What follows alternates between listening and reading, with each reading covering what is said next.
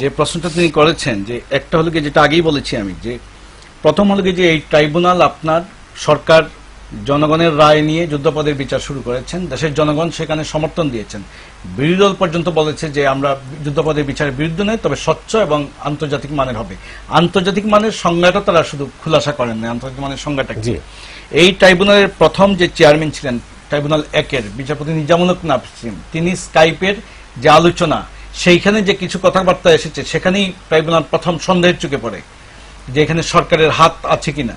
এই ব্যাপারটা তার সেই স্কাইপের কথোপকথনের মধ্যে চলে আসে। এক পর্যায়ে তিনি নৈতিক কারণে তিনি পদত্যাগ করে চলে যান। তারপরে মানুষের ট্রাইব্যুনালের প্রতি আস্থা শেষ হয়ে যায় নাই।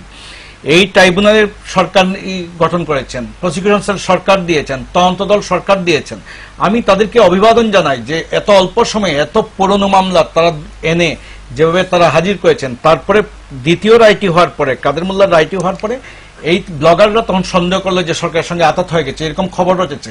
পার্লামেন্টে দাঁড়িয়ে 14 দলের অন্যতম সিনিয়র নেতা রাশেদ খান মেনন, যিনি সমান্বিতের প্রস্তাব গ্রহণ করেন নাই, তিনি দাঁড়িয়ে বলছেন সাপের মাথায় চুমু খাবেন না, সাপের মাথায় চুমু গেলে সাপ না, এটা বলেছেন রাশেদ খান মেনন, সাপের মাথায় চুমু গেলে সাপ চুবল মারবে। আর বাদল ভাই বলেছিলেন যে আমি আমার মায়ের সতীত্ব নিয়ে কম্প্রোমাইজ করতে পারি না। কি আবেগঘন বক্তব্য!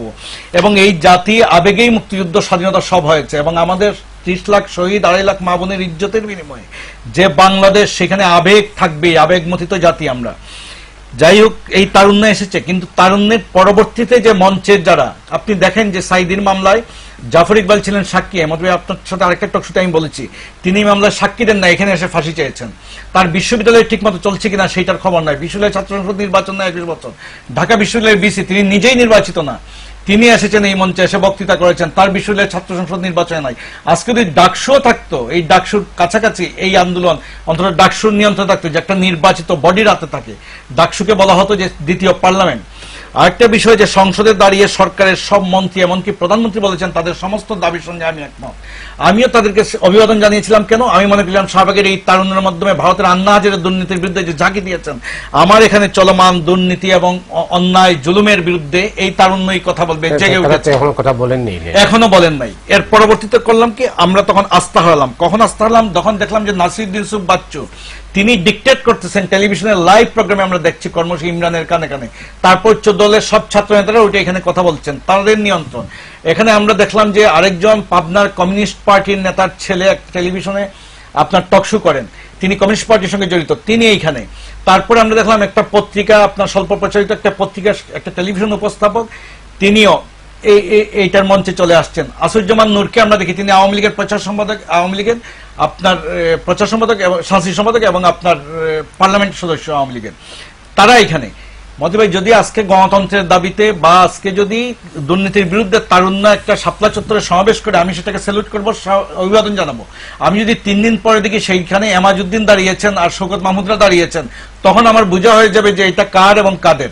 এবং সকল মন্ত্রীরা এসে তারা সংবিধান, তারা শপথ নিয়েছেন মন্ত্রী হিসাবে 4 বছর আগে, হয়তো তারা ভুলে গেছেন, কিন্তু আমরা তো ভুলি নাই। তারা সংবিধান লঙ্ঘন করেছেন, তারা কারো প্রতি রাগ বা বিরাগের বশবর্তী হবেন না বলেছেন, তারা এখানে একটা পক্ষ নিয়েছেন, তারা তাদের সঙ্গে একমত হয়েছেন তাদের দাবি দেওয়ার সঙ্গে। আপনি বলেন যে প্রধানমন্ত্রী সহ মন্ত্রীরা কিভাবে যে এই যে রাস্তায় দাঁড়িয়ে ইমরান যেটা বলছেন, ইমরান সরকার, আমি শেষ করে নিচ্ছি, আমি আজকেও লিখেছি যে 71-এ বঙ্গবন্ধু ছিলেন 70-এর ম্যান্ডেট নেওয়া জাতির একক অবিসংবাদিত নেতা, সেটা ছিল পাকিস্তানের বিরুদ্ধে যুদ্ধ। আজকে দেশের সাংবিধানিক সরকার আছে, সংসদ আছে, বিরোধী দল আছে, সেইখানে আলোচনা হয় এক পেশে, সেখানে সবাই মিলে কোনো আলোচনা নাই। সেখানে একজন স্বতন্ত্র সংসদ আছে, তিনি একদিন মাঝখানে ওয়াকআউট করে চলে গেছেন সংসদ থেকে। এইখানে ইমরান বলে গাড়ির পতাকা উঠবে, পতাকা কখন উঠবে না উঠবে সরকার নির্ধারিত, সেটা সরকার বলবে। স্কুলগুলোতে এমনি জাতীয় সঙ্গীত এবং পতাকা উঠে, তাহলে শিক্ষামন্ত্রীর থাকার দরকার কি? তাহলে সরকার থাকার দরকার কি আসলে? এই প্রশ্নগুলো আমরা